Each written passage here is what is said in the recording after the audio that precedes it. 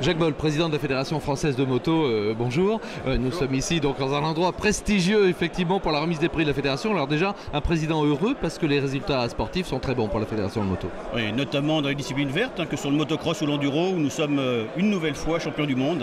On a remporté les ISDE avec les enduristes. L'équipe de France a terminé premier en les garçons et les filles, donc que ce soit l'équipe masculine ou l'équipe féminine. Et puis en motocross, on est champion du monde junior avec Jordi Tixier, champion du monde MX2 avec Marvin Musquin, et nous avons encore beaucoup d'autres titres puisque nous sommes à 7 titres cette année en 2010.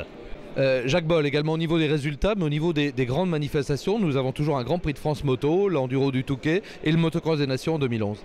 Oui, la Fédération internationale et le promoteur nous ont proposé d'organiser en 2011 le Grand Prix des Nations. C'est la preuve que nous avons d'excellents organisateurs, qu'il y a une excellence française en termes d'organisation d'épreuves moto et notamment en motocross.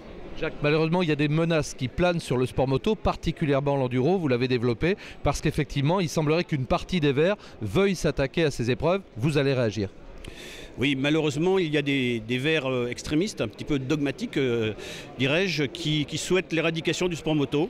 Et ce sont des gens qui ne veulent pas négocier, qui considèrent que le sport moto devrait disparaître, que le sport mécanique devrait disparaître parce que nous sommes emblématiques et on nous accuse de réchauffer la planète en disant qu'il y a beaucoup d'accusations tout à fait irréalistes ou infondées parce que, soyons clairs, l'impact carbone du sport moto est totalement insignifiant.